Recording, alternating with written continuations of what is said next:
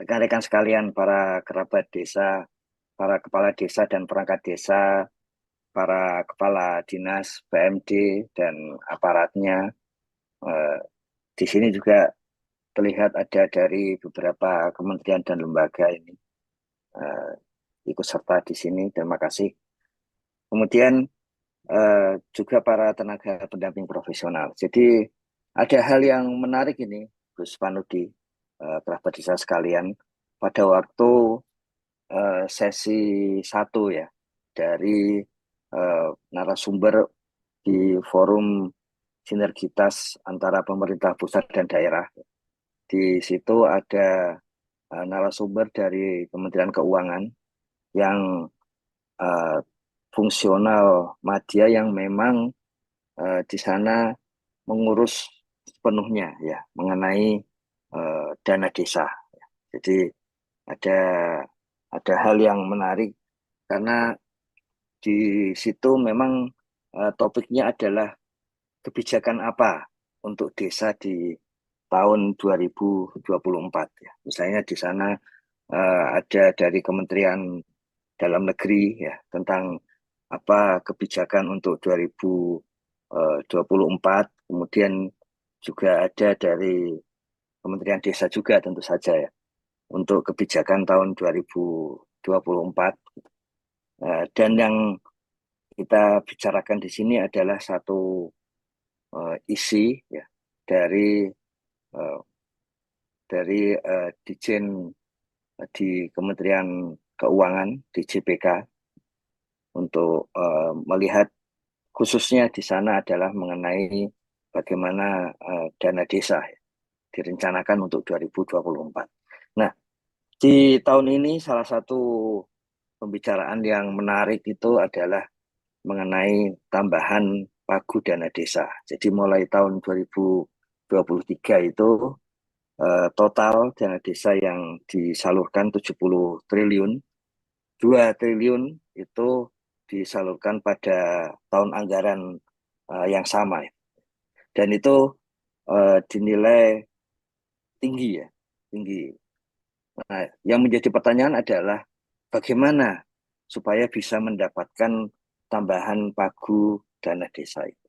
Jadi itu seperti biasa kalau tidak ada penjelasan yang detail gitu, maka apa namanya muncul banyak isu ke sana sini. Jadi ada baiknya kita kembali ke hal-hal yang detail dan berbasis data karena itulah yang kemarin ya terbaca sekali bahwa sebetulnya juga logis dan objektif seperti yang dilakukan oleh Kementerian Keuangan dalam hal itu. Dan di dalam forum kemarin itu yang datang lebih dari kalau menurut menurut tim kami lebih dari 800 orang gitu ya. Dari Dinas PMD, Dinas Transmigrasi dan dari Kepala Bappedev gitu. Jadi mestinya pada saat ini sejak hari Selasa kemarin itu para kepala dinas PMD sebetulnya sudah mengetahui eh, ternyata penghitungannya seperti itu. Itu saya kira itu yang penting itu. Nah, kemudian kalau kita lihat lebih lanjut bagi kita di sini hal yang penting adalah karena pola penghitungannya itu objektif sesuai dengan data begitu, maka penting untuk kita berefleksi ya sejauh mana kita sudah siap terhadap data-data itu. Karena kalau kita siap berarti tahun depan ketika ada tambahan pagu dana desa karena tahun depan kan 71 triliun dan sama 2 triliun diantaranya itu baru akan dibagikan paling cepat kalau sesuai aturan kan September ya, 2024 itu akan ada tambahan pagu dana desa tahun 2024 dan nilainya tentu saja tidak sedikit itu tinggi. Misalnya ya sejak 2020 ketika mulai ada kinerja tambahan kinerja dimasukkan ke dalam dana desa ya itu dan kemudian Kementerian Keuangan untuk pertama kalinya ya waktu itu uh, lampiran dari peraturan Menteri Keuangan untuk dana desa itu ada kolom mengenai kinerja. Kita tahu adalah sekitar 11 juta waktu itu. Ya. Nah, tapi kalau sekarang kan tidak 11 juta, ini kan sampai 139 juta misalnya, dia sampai seperti itu. Jadi ini sangat tinggi dengan rata-rata dana desa tahun ini sebelum adanya tambahan 2 triliun itu sekitar 900-an, 916 juta per desa. Tambahan 139 juta tentu saja tergolong tinggi. Apalagi ditambah lagi desa yang sudah menang dalam kejuaraan nasional ada tambahan lagi 35 juta. Makanya penting untuk kita siap-siap dan terima kasih tentu saja kepada Kementerian Keuangan ketika Ditjen DJPK di hari Selasa kemarin berkenan untuk menunjukkan ya bahwa sebetulnya penghitungan objektifnya seperti ini gitu. Nah, jadi kalau kita lihat Gus Panudi, kerabat desa sekalian, ini kan di PMK Peraturan Menteri 98. Keuangan ya 98 2023 ini alokasi kinerja pemerintah desa. Ya, ini saya ambil lampiran eh, lampiran untuk yang halaman satunya. Ini yang di Aceh itu 139.642.000 ya tinggi ya. Kemudian ditambah alokasi penghargaan. Ya, alokasi penghargaan itu 35 juta per desa. Ini berarti kalau 70 juta berarti ada 2 desa di Provinsi Aceh yang mendapatkan penghargaan. Jadi ini yang kita bicarakan bagaimana bisa mendapatkan alokasi kinerja pemerintah desa dan alokasi penghargaan desa dari Kementerian Negara dan lembaga. Supaya tidak salah paham ketika menggunakan 3 slide PowerPoint dari DJPK Kemenq ini PowerPoint yang sudah disajikan ya. Kami hanya karena sudah pernah disajikan di ruang publik ya di acara sinergitas, maka kita hanya sekedar menunjukkan saja. Kemudian yang kedua juga contoh surat dari Bupati ini kenapa disajikan karena sebagai contoh bagaimana upaya untuk bisa interoperabilitas, saling berbagi, saling memakai data dari Kementerian Desa ke Pemda di provinsi dan kabupaten. Kalau dari Kementerian Desa ke Kementerian Keuangan itu juga sudah ada aturannya gitu, mana-mana saja data yang dibagi pakaikan. Ya. Dan itu termasuk bagian dari yang tambahan pagu dana desa itu seperti itu. Di dalam eh, PowerPoint-nya ya, prasarannya itu disebutkan dari DJPK itu ada alokasi dasar, kemudian alokasi dasar itu dibagi menjadi 7 tingkatan begitu ya. Kemudian ada alokasi formula, ini tergantung kepada jumlah penduduk, angka kemiskinan, luas wilayah, dan tingkat kesulitan geografis desa. Ini hal yang sudah bertahun-tahun dijalankan ya. Jadi cuman tambahannya di tahun 2018 ya kalau nggak salah itu dimulai ditambahkan dengan angka kemiskinan desa. Kalau sebelumnya adalah jumlah penduduk, luas wilayah, dan tingkat kesulitan geografis. Tingkat kesulitan geografis ini mengambil data dari BPS, ya, data dari potensi desa. Saya kira ada yang menarik. Kalau tahun ini dari Pusdatin Kemendesa ada uh, keberanian ya untuk berbagi pakai data IDM yang di situ sudah clean, ya. Maka uh, kesulitan geografis desa itu bisa dihitung ulang tiap tahun. Kalau menggunakan podcast dari BPS itu dalam 10 tahun 3 kali.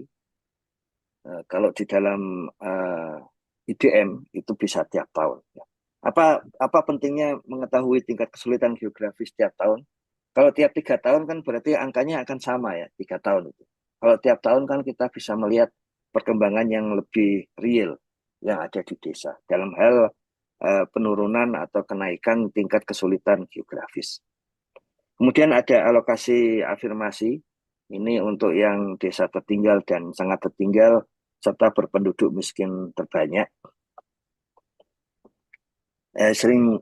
Beberapa sering salah paham seperti apa gitu ya.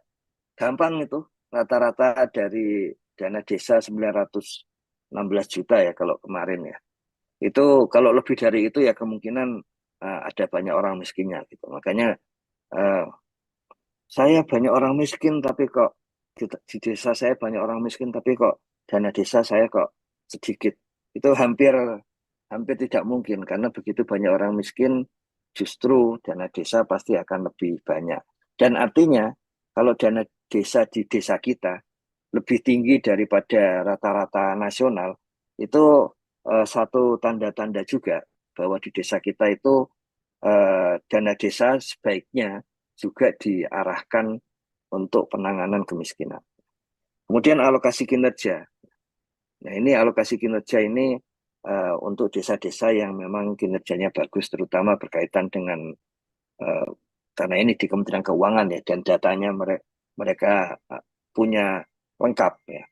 Itu berkaitan dengan APBDes itu saja. Ya. Berkaitan dengan keuangan desa, percepatan, plus yang terakhir output dan outcome. Yang kalau di Kementerian Keuangan kemudian melihat dari nilai-nilai IDM, Indeks Desa Membangun.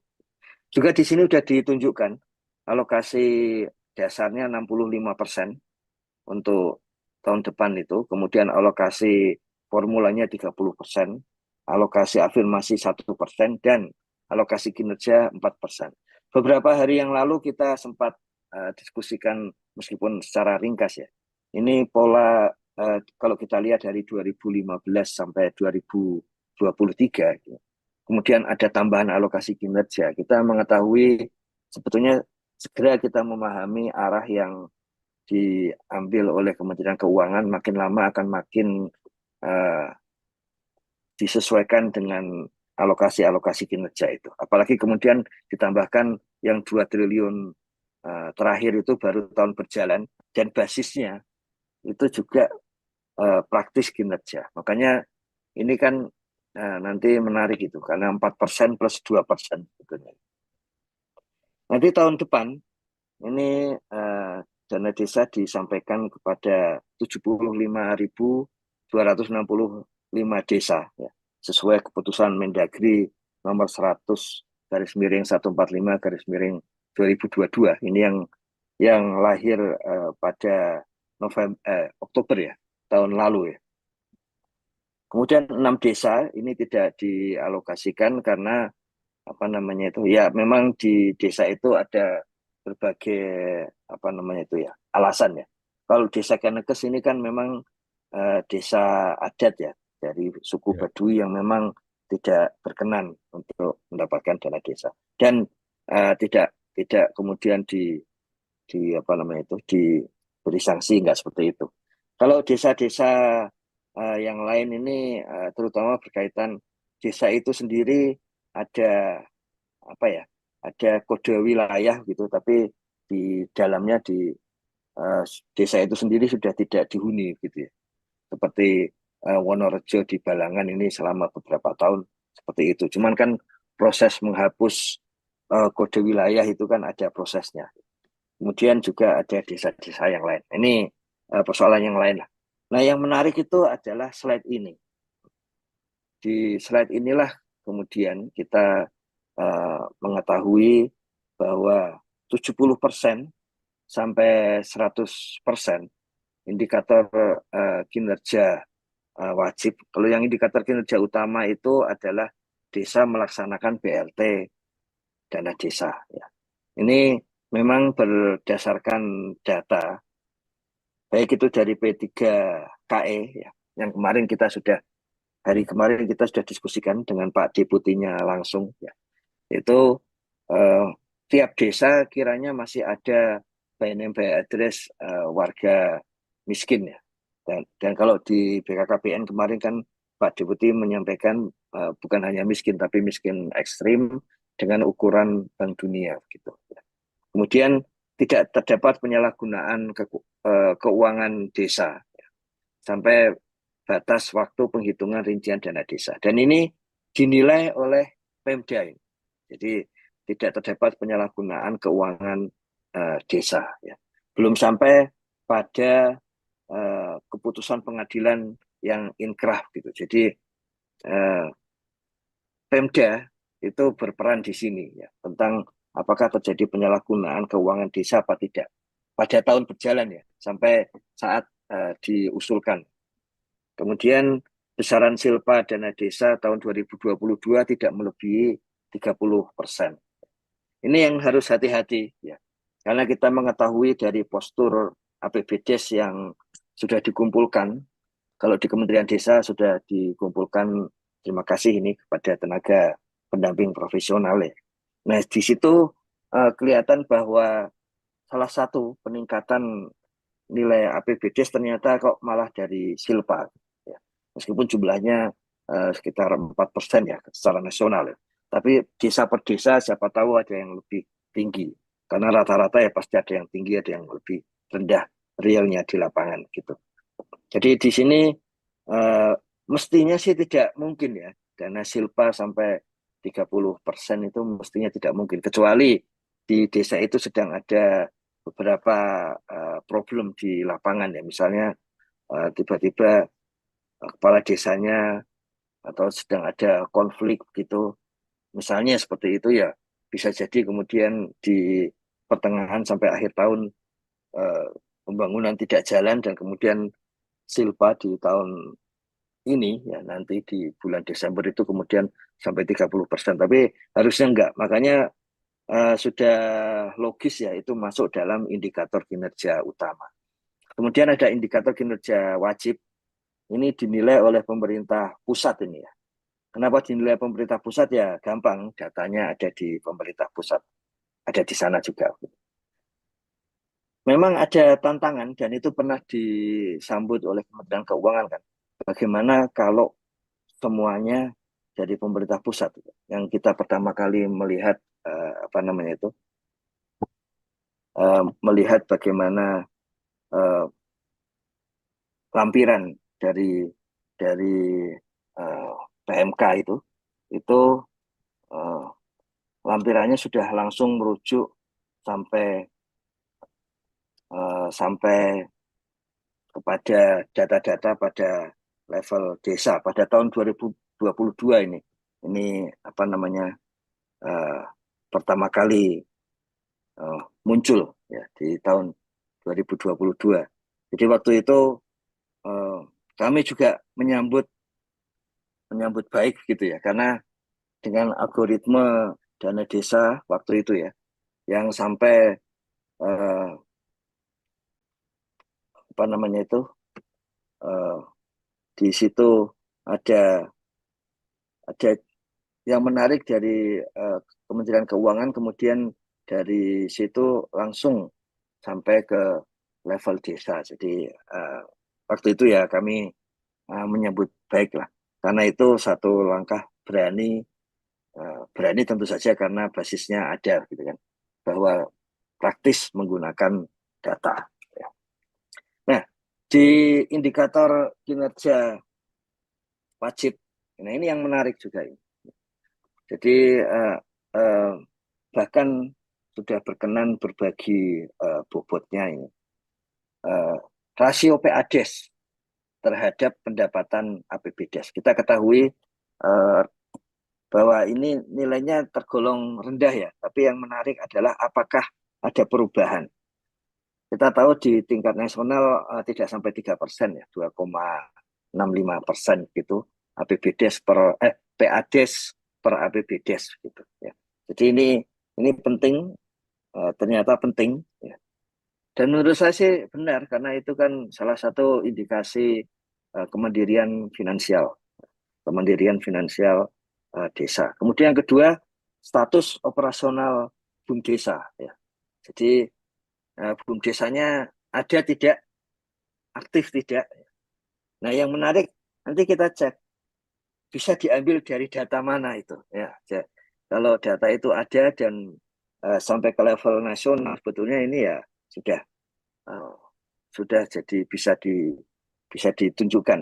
Itu untuk pengelolaan keuangan desa. Menarik ini. Jadi untuk pengelolaan keuangan desa berarti pokoknya itu di PADES dan status operasional BUMDesa. Yang kedua, di aspek proses ini juga menarik cara cara penghitungan yang memang penghitungan seperti lazimnya tahapan pembangunan ya. Input, proses, output, outcome. Ada proses di situ. Ini yang diproses ini, kalau kita lihat B1 ini, persentase BLT terhadap total dana desa. Ya. Ini sebetulnya begini, kenapa ya sudah ada BLT, ya, tapi BLT dana desa, tapi kok kemiskinan di desa turunnya sedikit gitu. Ya. Jadi dengan logika seperti itu memang kemudian semakin tinggi persentase BLT atau semakin dia merujuk kepada jumlah warga miskin dan miskin ekstrim yang ada di sana gitu, ya maka kemudian dinilai ada keseriusan kan, sehingga kemudian ada persentase anggaran BLT terhadap total dana desa. Kemudian yang kedua, pelaksanaan secara swakelola. Kita masih ingat di apa namanya itu di dalam peraturan Menteri Desa tentang dana desa itu selalu ada di bagian lampiran itu tentang swakelola. Jadi swakelola itu lebih diutamakan. Contoh yang sering ditanyakan itu, kenapa nggak boleh ada pelatihan yang kepada desa ya, kepada entah itu perangkat, entah itu kepada BUMDes, pegiat desa gitu. Ya sebetulnya di dalam lampiran itu sudah jelas. Bisa kalau swakelola gitu. Jadi di dalam peraturan Menteri Desa sendiri swakelola itu juga dinilai lebih tinggi daripada kalau dikerjakan dengan pihak ketiga. Alasannya sebetulnya jelas juga sih, supaya dana desa itu tetap mengalir di desa.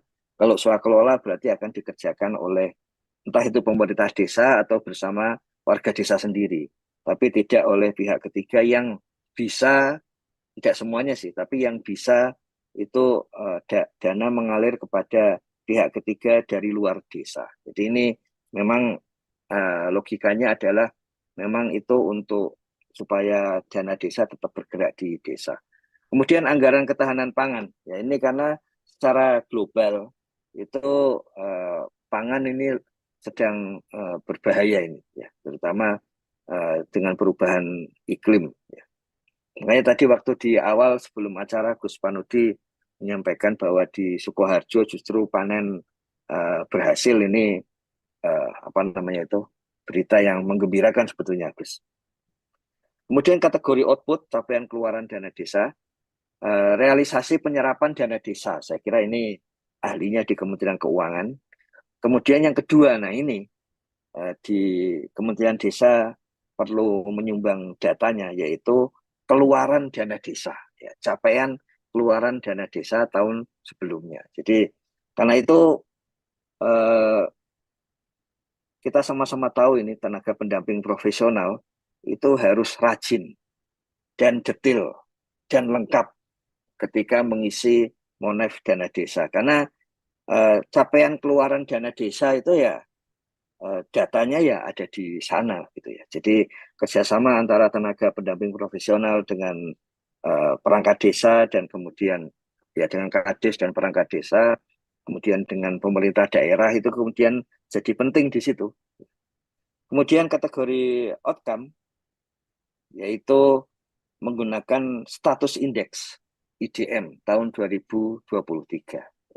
Jadi pengisian IDM menjadi penting, makanya tahun depan 2024 jangan sampai IDM tidak terisi ya, kemudian menggunakan apa namanya status dari tahun sebelumnya ya. Kalau kita lihat per hari ini saja itu kan 99% ya, berarti masih masih ada desa-desa yang belum mengisi IDM gitu, dan itu sayang itu karena kemudian indikator kinerja wajib ini kemudian tidak muncul. Kemudian persentase penurunan jumlah penduduk miskin dari 2022 ke 2023. Kemarin Pak Deputi di BKKBN ya Pak Boni kemarin sudah menyampaikan bahwa tidak sepenuhnya bisa dilakukan pemutakhiran ya. Sebetulnya kalau menurut Pak Boni pemutakhiran untuk data P3KE yang itu berbasis pada IK ya, indikator keluarga itu, ya itu bisa dijalankan kalau kalau kemudian nanti ada kerjasama dengan Kementerian Desa, kemudian para tenaga pendamping profesional, kemudian ikut mendukung pengisiannya. Karena kalau saya lihat sih kuesionernya jauh lebih mudah, lebih sedikit ya, ketimbang kuesioner misalnya dari SDGs desa misalnya. Nah, kalau itu ada, maka peluang desa ya untuk untuk angka persentase penurunan jumlah penduduk miskin ini ya jadi muncul. Memang tentu saja kalau itu didukung oleh desa dan tenaga pendamping profesional ya pasti ini kemudian data lengkapnya berada di BKKBN ya. Tapi dalam kerangka besar bahwa ini mendukung desa tentu saja itu menarik. Dan itu tentu saja perlu koordinasi dari pemerintah daerah masing-masing. Jadi kayaknya menarik ini koordinasi tenaga pendamping profesional, Pemda dan Pemdes itu untuk kemudian bisa menghasilkan data-data seperti ini. Kemudian indikator kinerja tambahan, ini yang dinilai Pemda. Artinya Pemda itu bisa tidak punya peran besarannya 0% ya. Kalau kalau tidak punya data-data ini atau Pemda tidak menyampaikan data-data ini ke Kementerian Keuangan ya. Tapi bisa punya peran tinggi sampai 30% kalau data-datanya itu kemudian lengkap. Nah, ini ada data minimal yang harus ada dan ada data opsional tambahan. Kalau data itu ada, maka peran Pemda semakin tinggi di dalam perolehan tambahan pagu dana desa di tahun berjalan. Yang pertama pengiriman data APBDes 2021, 2022, dan 2023. Nah ini menarik ini. Kita mengetahui memang APBDes ini datanya harus diisi di dalam sistem keuangan desa. Tetapi kalau Siskudesnya itu yang digunakan oleh desa kebetulan tidak online, ya tidak akan muncul di Kementerian Keuangan, tidak akan muncul di Pemda dan tidak akan muncul datanya di Kementerian Keuangan. Tapi datanya ada kan? Nah, di mana data itu muncul? Yaitu di Monef Dana Desa di Kementerian Desa, misalnya begitu. Karena Kementerian Desa mengumpulkan sampai 99% APBDes. Nah, artinya data ini kan bisa ada gitu. Sehingga Pemda bisa menjawab dari desanya masing-masing, oh ini ada data ini gitu. Sehingga peluang desa itu untuk mendapatkan tambahan kinerja dari tambahan pagu 2 triliun dana desa itu bisa muncul. Kemudian keberadaan RPJMDes dan RKPDes. Ya. Nah, ini kan juga desa pasti ada lah. Dan kemudian apakah ada data yang menunjukkan bahwa RPJMDes dan RKPDes di masing-masing desa itu tersedia. Nah, ini juga eh, data ini menjadi penting dan di Kemendes ada data itu gitu. Kemudian pengiriman laporan ini LRA untuk Desember tahun 2021 dan 2022 serta pengiriman untuk yang tahunan ini bulan Desember 2021 dan 2022 DTH dan RTH. Kemudian dokumen rencana anggaran kas. Desa memiliki dokumen rencana anggaran kas. Ini juga perlu ada.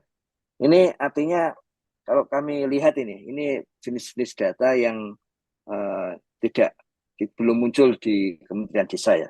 Jadi kayaknya untuk misalnya paling tidak IDM lah, karena ini levelnya desa gitu. Jadi kalau SDG desa ya harus kuesioner perbaikan atau penambahan data di kuesioner desa ya, atau di IDM yang cuma sampai level desa justru bisa lebih cepat. Kemudian ketersediaan infografis atau media informasi lainnya tentang APBDes. Nah, kalau ada informasi ini kemudian bisa opsional itu artinya kalau ada datanya ya peluang eh, untuk memperoleh dan peluang peran Pemda itu menjadi tinggi. Kemudian tingkat prevalensi stunting tahun 2022. Tapi 2022 ya. Sementara BNM by address-nya kalau nggak salah tiap desa ada di 2023. Jumlah anak tidak sekolah untuk tingkat dasar dan menengah. Ini juga bagian dari indikator kinerja tambahan jumlah kematian bayi dan ibu melahirkan. Ini kalau datanya ada. Kemudian ketersediaan dokumen barang milik desa. Jadi saya kira beberapa upaya misalnya dari PKN STAN Kemenkyu untuk membuat bahan pelatihan appraisal BM Jazz ya, barang milik desa ya, untuk bisa melihat aset-aset desa dan nilainya itu penting. Kementerian Desa juga sedang mengajak bersama-sama Kementerian Dalam Negeri supaya peraturan dalam negeri tentang aset desa itu kemudian bisa diukur, dihitung, didokumentasikan sehingga sekarang kita tahu itu bagian yang penting ya di dalam perolehan tambahan pagu dana desa pada tahun berjalan ya. Jadi kesediaan data atau dokumen barang milik desa. Makanya kita nanti eh, harus bareng-bareng ini saling melatih ini. Ada yang sudah sangat lengkap karena didukung oleh pemerintah daerah tentu saja ya. Misalnya ada di kalau nggak salah Boyolali, Jawa Tengah itu seluruh desanya sudah sejak beberapa tahun yang lalu lengkap itu mengenai eh, barang milik desa, ya, aset desa. Kemudian yang kedua, yang berikutnya adalah implementasi cash management system. Jadi yang tadi ya, swakelola itu di dalam Siskudes itu kan sudah kelihatan apakah akan dikerjakan swakelola atau tidak. Begitu Siskudesnya ikut yang online, itu ya langsung akan terbaca di baik itu di Pemda maupun di Kementerian Keuangan dan BPKP ya. Sementara yang cash management system ini kan juga sering apa namanya terlihat di desa yang kalau sudah menggunakan apa namanya semua semua aliran dana uh, itu sudah menggunakan misalnya ya tidak tunai tapi sudah pakai apa namanya itu non tunai Transfer, Pak. transfer ya. Kemudian terakhir adalah implementasi Siskusdes online. Ya.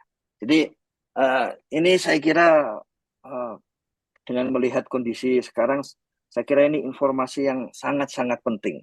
Dan ini, Gus Panudi, ya mematahkan berbagai hoax yang Ya. muncul. Wah, ini jangan-jangan like and dislike. Ya.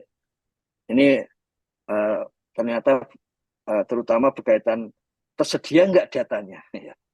Kalau tersedia itu seakan-akan like yang jadi gitu. Tapi sebetulnya ini persoalan persoalan objektif data.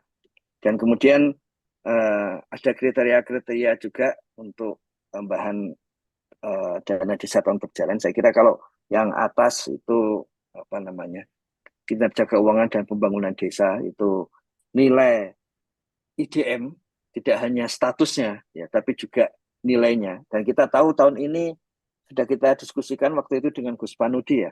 Iya, Ada satu desa yang nilainya sudah sampai satu ya, sudah iya. sampai desa mandiri sempurna. Akhirnya tahun ini pecah telur ya. Kemudian penyaluran dana desa non BLT, ya. Penyaluran BLT, kecepatan penyampaian Perkades BLT pada tahun anggaran berjalan ini, kalau dari kepala desa yang beberapa kali sempat berdiskusi dengan kami, wah saya itu paling cepat. Iya paling cepat ternyata kan banyak ada ada apa namanya informasi lainnya yang perlu dipertimbangkan. Lalu konsolidasi belanja APBDes. Nah ini tentu saja peran Pemda jadi penting untuk konsolidasi belanja APBDes. Jadi saya kira sudah jelas Gus Panudi peran penting Pemda di sini, kemudian pemerintah desa, tenaga pendamping profesional, ya, sudah jelas. Kementerian Desa juga untuk data-data yang kemudian terkompilasi sampai level nasional, sehingga mudah digunakan oleh Kementerian Keuangan.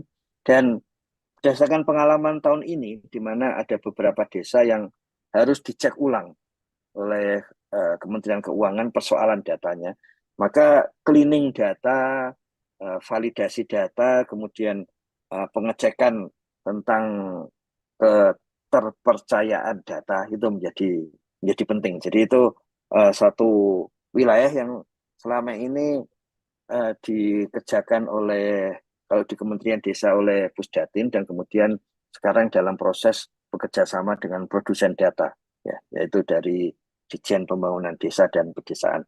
Lalu tata kelola dan akuntabilitas keuangan desa, ini laporan konsolidasi, penyampaian APBDes, kemudian berbagai laporan tadi. Saya kira ini ke arah laporan ke Kementerian Keuangan. Nah, yang terakhir ini juga menarik ini, Gus Panudi. Iya. Yang dimaksud penghargaan itu apa? Nah, itu kan banyak pertanyaan begitu ya. Ternyata di sini penghargaan level nasional, misalnya ADWI ya, Anugerah Desa Wisata Indonesia. Kemudian Desa Digital, ya. Ini penghargaan dari kalau nggak salah dari eh, waktu itu untuk Desa Digital ya, Kemendes dan Komisi Keterbukaan Informasi, ya kalau nggak salah ya. KIP apa? Ya mestinya KIP karena Oke. bukan Oke. penyiaran ini. Ya, nah itu eh, ini menarik, berarti dengan demikian peran KIP menjadi muncul itu. Kemudian One Village One Product ini OVOP, tapi OVOP yang sifatnya bukan mengerjakan OVOP, tapi OVOP-nya bagus sehingga mendapatkan penghargaan.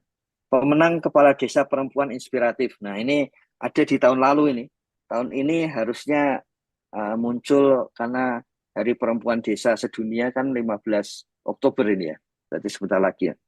Apakah tahun ini ada lomba ini apa enggak ya? Karena ini kalau nggak salah sih ada ya, Pak. Saya belum tahu. Tapi itu pemenang, berarti Kepala Desa Perempuan eh, di Indonesia itu, pemenangnya itu juga akan mendapatkan tambahan penghargaan tadi yang jumlahnya Hmm. 20. 35 juta ya per desa gitu. Kemudian desa percontohan anti korupsi ini, kalau kalau KPK kan setiap tahun ada 10 desa ya, yang jadi percontohan anti korupsi. Berarti desa-desa tersebut punya peluang untuk mendapatkan tambahan yang 35 juta ya. Ini ada satu desa yang dia dapat dapat anti korupsi, dapat yang lain ini, dia dapat juga yang lain, apakah lebih dari 35 juta? Ya mestinya enggak sih. Kemudian desa devisa ini berbagai kementerian ini. Ya waktu ini dirumuskan mestinya ada penghargaan-penghargaan yang level nasional juga, seperti Desa Wisata Nusantara, serta apa namanya, kalau yang di bagian saya itu kan yang para pemenang lomba SDGs desa itu ya. Saya kira itu nanti uh, ya dicoba apakah itu berkenan atau tidak dari Kementerian Keuangan, itu seperti itu. Tapi artinya ada hal yang menarik kalau menurut Gus Halim ya, itu penting itu penghargaan untuk ditanyakan di dalam setiap survei atau setiap pesona di desa itu, karena itu hal yang sangat mudah untuk melihat desa ini akan berpeluang berkembang lebih cepat atau tidak. Itu kalau kalau Gus Salim menyampaikan, Menteri Desa, PDT dan Transmigrasi menyampaikan pemikirannya. Nah, tapi ini ternyata dari Kementerian Keuangan sudah langsung ditangkap juga bahwa salah satu kriterianya adalah penghargaan itu. Saya kira itu gayung bersambut ini tentang hal itu. Nah, setelah kita mengetahui ini, supaya tidak salah paham, memang ini dari slide yang sudah disampaikan oleh Kementerian Keuangan kepada di dalam forum sinergitas pusat dan daerah itu ya, sehingga memang kita kita bisa lihat itu. Nah, uh, ini seperti itu. Kemudian kita tahap berikutnya adalah kita cek sejauh mana kita punya datanya gitu, ya. Yang pertama, data PADes per APBDes. Ini sebetulnya ada di Monef Dana Desa ini, baik pada level desa, kecamatan, provinsi, sampai level nasional ya. Artinya data ini ada. Nah, kalau itu data itu ada ya berarti peluang desa untuk mendapatkan tambahan pagu pada tahun berjalan itu juga menjadi tinggi, ya kan? Dan data ini kalau di Kementerian Desa praktis yang memasukkan ke dalam database itu adalah tenaga pendamping profesional. Jadi peran tenaga pendamping profesional menjadi krusial berkaitan dengan ini. Ya. Ini yang 2022, kemudian ini yang 2023. Jadi tetap ada data PADES per APBDes. Menghitungnya gampang. Ini kolom yang biru itu PAD, kemudian dibagi kurung buka PAD plus DDS plus PBH plus ADD plus PBB plus PBK plus DLL kurung tutup. Nah, sudah ketemu itu. Kemudian dicek antara 2022 dengan 2023. Apakah ada kenaikan PAD per APBDes? Berarti kalau dilihat seperti itu, bisa ada kenaikan kalau PADes-nya meningkat. Tapi jangan lupa yang namanya rumus matematik itu ada sisi gelapnya. Bisa juga ada kenaikan kalau APBDes totalnya turun. Jadi wilayah lainnya itu, misalnya dana desanya turun, bagi hasil dengan Pemda turun itu persen PADes per APBDes juga jadi ikut naik. Hati-hati. Maksudnya sebetulnya bukan begitu, tapi memang rupiah PADes-nya itu naik dari tahun ke tahun. Bagaimana dengan status operasional BUMDes? Ini ada dua sumber data sebetulnya. Jadi dari IDM itu ada pertanyaan apakah di desa ini ada BUMDes. Jadi status operasional BUMDes sudah pasti itu. Ini membuat desa-desa yang di dalamnya tidak ada BUMDesa sudah hilang peluangnya, ya kan? Karena kan status operasional BUMDes itu kan pasti harus ada BUMDes dulu, baru kemudian BUMDesnya itu aktif atau tidak. Ya. Harus ada BUMDes dulu, kemudian ada aktif atau tidak. Artinya ini cukup diambil dari IDM di Kementerian Desa, jalan itu.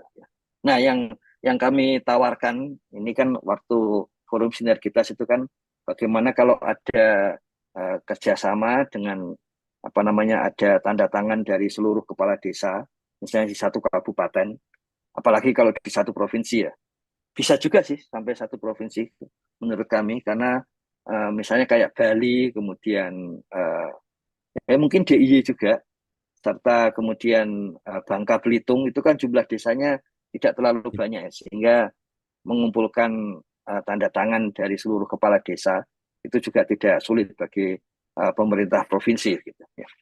Jadi soal status operasional BUMDesa ini bisa diambil dari IDM, ada peluang diambil dari basis data IDM atau langsung dari web BUMDesa, yaitu bumdes.kemendesa.go.id. Kalau ini langsung kelihatan apakah sudah berbadan hukum, jadi sudah pasti harus aktif. Ya. Apakah yang dilihat berbadan hukum saja atau memang sudah bahwa BUMDes itu ada tercatat di Kemendes. Dan nanti sebetulnya ada status operasional yang paling valid tahun depan ini ya, di bulan Februari, yaitu melihat apakah ada pergerakan aktivitas BUMDes dari bulan ke bulan, kemudian di situ ada peringkat BUMDesa berbasis pada tiap bulan tadi itu. Kemudian BLT per dana desa, ini juga mudah ini. Saya kira kalau ini di Kementerian Keuangan juga datanya ada, tapi data di Kementerian Desa paling tidak indikasi ya. Kalau Pemda bisa terkoneksi dengan Kementerian Desa paling tidak punya indikasi BLT per dana desa, karena di sini ada kategori penggunaan dan disinilah itu pentingnya tenaga pendamping profesional juga. Makanya kemudian di dalam Siskudes yang terbaru juga ada tagging ya. Disinilah pentingnya tagging. Gitu. Ya, jadi ketika kemudian di Monas Dedi ada tagging dan ada pemikiran serupa gitu di BPKP ini, kami kerjasama yang erat ini dengan Pak Oasis di BPKP juga Pak Raden eselon satunya begitu. Itu di situ sama-sama ada tagging. Jadi penting di sini proses tagging itu karena BLT perdana desa ini tidak akan muncul kalau tidak di tagging itu. Jangan sampai salah tagging segala. Gitu. Kemudian ketahanan pangan per dana desa. Ini juga sama. Kalau di Kementerian Desa, di Monef Dana Desa ini, peran tenaga pendamping profesional dalam hal tagging ini menjadi penting. Kayaknya usul beberapa rekan di ruang ini supaya tagging dari tenaga pendamping itu dilakukan bersama-sama dengan perangkat desa, dengan aparat desa itu masuk akal itu, sehingga tidak apa namanya itu ya berjalan dan tidak kemungkinan salah taggingnya kemudian menurun. Kemudian jumlah penduduk miskin, uh, tentu saja secara nasional kita tahu menggunakan data P3KE, dan data itu kemarin Pak Deputi di BKKBN itu menyampaikan basisnya kuesioner IK ya, tentang keluarga. Nah, di di SDG desa itu ada by name by address warga miskin dan warga miskin ekstrim. Ya. Seperti biasa, ini yang bisa mendownload itu hanya admin desa, yaitu kepala desa. Lazimnya kepala desa kecuali dan sekdes, kecuali Pak Kades dan Pak atau Bu Kades, Pak atau Bu Sekdes melimpahkan kepada siapa yang dipercaya gitu di desa itu gitu. Tapi kalau enggak, ini by address-nya sudah ada gitu ya. Dan yang kedua ini rekan-rekan sekalian, bahwa by address ini pun bisa diakses oleh Pemda asalkan memang sudah disampaikan ke Kementerian Desa suatu surat dari kepala daerahnya, dan lampirannya itu adalah tanda tangan dari seluruh kades, tanda tangan dengan cap dari seluruh kades bahwa memang bersedia datanya untuk digunakan bersama, tidak hanya oleh desa tapi oleh Pemda. Dengan demikian Pemda juga bisa mengetahui by name by address tiap desa. Ini tentu saja sifatnya data alternatif karena data pokoknya adalah P3KE. Dan kita ketahui kemarin kan untuk 2023 itu kan tantangannya terupdate-nya itu. Ya. Jadi penting untuk mengisi data edisi desa dan mengupdate-nya. Tadi juga kita lihat sebelumnya penting mengisi data IDM ya, dan mengupdate-nya, dan juga penting mengisi data Monef dana desa dan update-nya ya. Jadi itu sumber-sumber untuk bisa menjelaskan tadi data-data yang dibutuhkan. APBDes 2022 ini 99,89% dikompilasi oleh atau dikumpulkan oleh tenaga pendamping profesional. Jadi tahun 2022 itu 86 desa saja yang tidak mengumpulkan, yang mengumpulkan 74.874 desa. Ya. Nah, yang perlu digiatkan bersama di 2023 ini, digiatkan bersama baik oleh pemerintah daerah, oleh koordinator tenaga pendamping profesional di tingkat nasional, provinsi, dan kabupaten kota. Juga desanya perlu bertanya kepada pendamping, entah itu pendamping lokal desa, PLD, atau pendamping desa, ini APBD saya sudah dikirim apa belum? Itu bisa bisa meminta begitu kepada tenaga pendamping profesional, karena di tahun ini itu ada 2.278 desa yang APBDes-nya belum terkompilasi, dan masing-masing kelihatan di provinsi mana, nanti di kabupaten mana, sehingga memudahkan untuk pengecekan. 72.987 APBD sudah terkompilasi. Bagaimanapun ini satu angka yang tinggi. Dulu ada tahun 2015 itu pernah ada presentasi donor di beberapa forum gitu.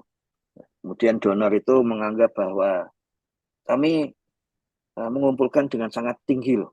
Berapa? 3.000 APBD. Ya memang pada saat itu di mana kita belum punya kompilasi yang tinggi terhadap APBD, 3.000 tergolong tinggi. Kementerian BPS tiap tahun itu melakukan survei kepada 8.000 APBDes, ya. Artinya 8.000 desa. Itu juga tergolong tinggi gitu. Nah, setelah APBDes mulai dikompilasi di Monef dana desa itu barulah kemudian ada lompatan yang sangat besar sehingga kita punya kompilasi yang relatif sudah lengkap, artinya sudah lengkap itu ya di atas 90% itu sejak tahun 2018.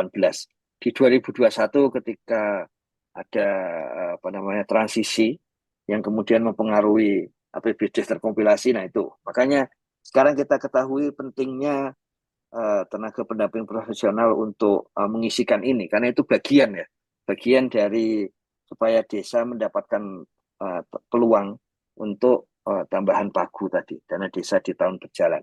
Isi dari APBDes sendiri lengkap. Ini contoh APBDes untuk satu desa gitu. Jadi sangat lengkap sampai ke bawah. Jadi penting untuk segera mengisi ya. Sehingga nanti semua pihak itu ikut mendukung desa. Gitu.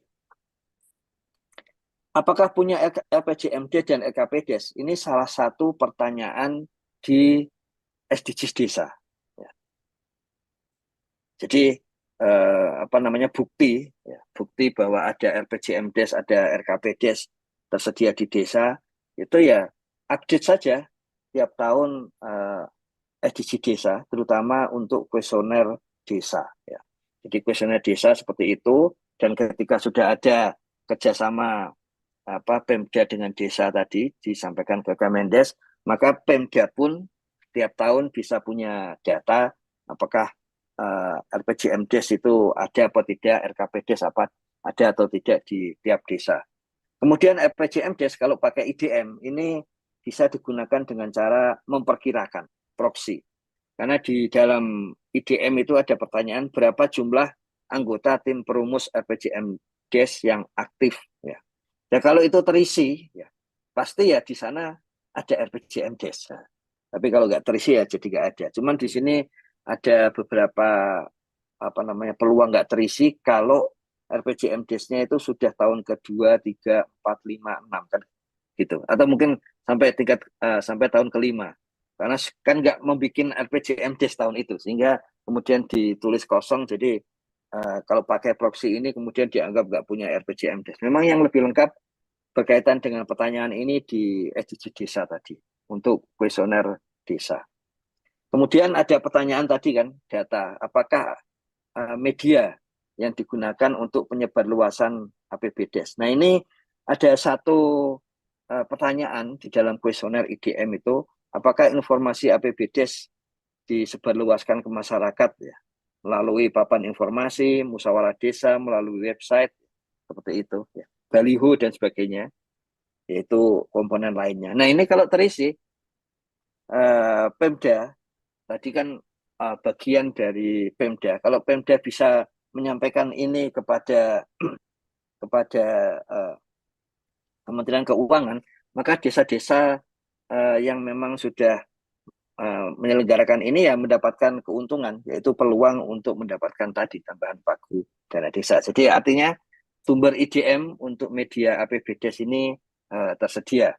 Kemudian prevalensi stunting ini bahkan untuk tahun ini itu kan diupayakan ada by name by address ya, per desa ya.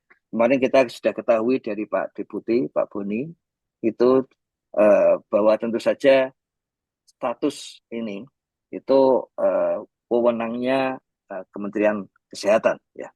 Tapi kan ada pertanyaan yang menarik. Bagaimana kalau seluruh pada waktu mengisi IDM itu mengambil data dari Posyandu, kemudian dari apa namanya itu dari bidan desa serta dari puskesmas dan pustu, sehingga angka ini memang ini angkanya Kementerian Kesehatan ya, karena dari arah yang seperti itu.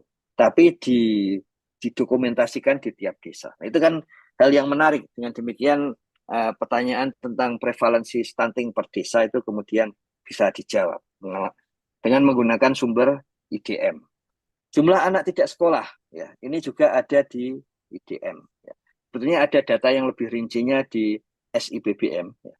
Tapi tidak semua apa namanya kabupaten kota kan menyelenggarakan itu sehingga tidak ya syukur yang menyelenggarakan, tapi kalau enggak itu sebetulnya ada data dari IDM. Di situ ada pertanyaan misalnya S352, apakah terdapat anak usia SD yang putus atau tidak sekolah? Ya. Kemudian S353, apakah terdapat anak SMP yang putus atau tidak sekolah? Dan berapa anak ya? Dan by address-nya juga ya tersedia. Artinya kalau ini dijawab dengan benar dan tahun cleaning sudah mulai dilakukan ini, sehingga nanti selambatnya Desember sudah dibagi pakai, sudah bisa dibagi pakai dengan berbagai pihak itu. Artinya pertanyaan kebutuhan data jumlah anak tidak sekolah untuk tambahan pagu dana desa itu bisa dijawab. Bagaimana kematian bayi dan ibu melahirkan di desa? Ini kan pertanyaan yang detail ini. Dan ini ada pertanyaan ini ada ditanyakan di dalam SDGs desa. Ya. Dengan demikian kebutuhan data kematian bayi dan kematian ibu melahirkan itu ada di SDG desa. Artinya kalau sama tadi, kalau kita Kades berkenan berbagi pakai data ini ya, ya Pemda bisa menunjukkan berapa per desa, ya, per desa, dan kalau diupdate tiap tahun berarti berapa per desa tahun ini, seperti itu. Ini di bagian bawah ada prevalensi TBC. Saya kira nanti ketika Kementerian Kesehatan dengan Kementerian Desa sudah mengeluarkan kerjasama, maka by name by address penderita TBC muncul. Nah, di IDM itu tahun 2022 itu sempat ada pertanyaan ini, ya. Tapi di 2023 kuesionernya diubah jadi pertanyaan 318. Apakah berapa jumlah kematian ibu melahirkan, kemudian 319 tapi ini balita, dan 320 kematian bayi. Ya. Di 2022 sempat ditanyakan, ya. Tapi 2023 ini sudah terhapus, ya. Jadi kalau nanti permintaan dari Kementerian Keuangan tahun 2023 ya kita satu-satunya angka ada di SDG desa. Ya. Kemudian barang milik desa atau aset desa ini di SDG desa sudah ditambahkan, ya. Tinggal apakah ini bisa dijadikan proksi kan gitu, bahwa memang desa sudah betul-betul menjalankan appraisal, kemudian di situ uh, barang milik desa BMDes itu kemudian muncul. Ini datanya dari edisi desa, ya, bisa bisa muncul itu. Kemudian apakah sudah menggunakan Siskudes, ya, ini juga sumbernya ada di edisi desa, ya. Misalnya pertanyaan P702, sistem informasi desa itu seperti apa, sistem keuangan desa alias Siskudes seperti apa. Jadi ini pertanyaan sebetulnya muncul juga di Podes, ya. Tapi kalau tahun itu misalnya tahun ini tidak ada Podes, ya sebetulnya ada sumber yang lain yaitu edisi desa. Nah artinya juga sama ini, Pemda bisa menggunakan data ini untuk menyampaikan ke Kementerian Keuangan, karena tadi yang 0-30% itu peran Pemda gitu. Yang terakhir adalah bagaimana proses mendapatkan data desa. Ini yang kemarin kalau di dalam forum sinergitas ini adalah sesi terakhir, sesi keempat, yaitu mengenai interoperabilitas data antara pemerintah pusat dan pemerintah daerah dengan izin dari pemerintah desa. Jadi di bawah itu disebutkan ini pertama kebutuhan akses data desa, kemudian Kades menyetujui dengan ada tabel di bawah itu, nama Kades, kemudian cap dan tanda tangan Kades. Nah, setelah itu dikirim ke Kementerian Desa, artinya desa sudah setuju berbagi pakai, maka kemudian Kementerian Desa membuka akses data-data seluruh data desa kepada pemerintah daerah.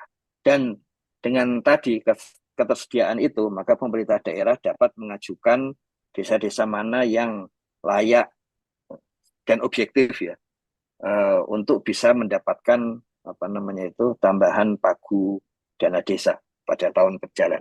Ini contohnya, ini Pak Bupati Jember ini menyampaikan dengan dilampiri kesediaan dari pemerintah desa membuka akses data kepada Pemda. Ya.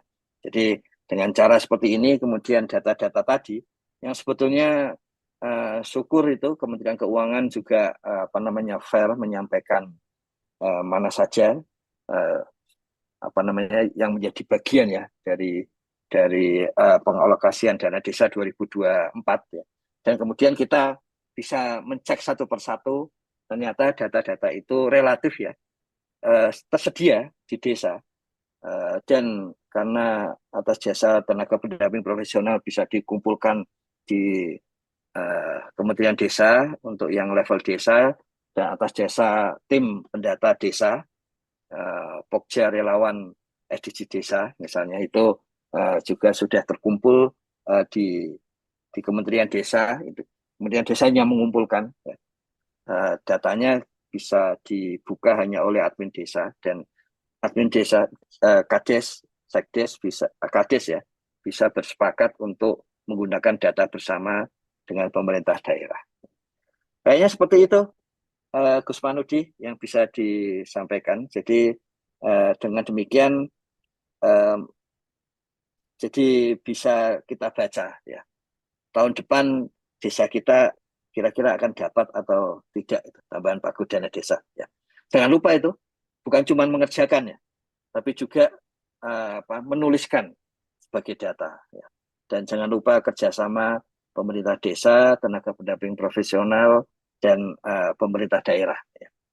Ya tentu saja plus plus Kementerian Iya. Desa ya. Kiranya begitu Gus Panudi yang bisa disampaikan.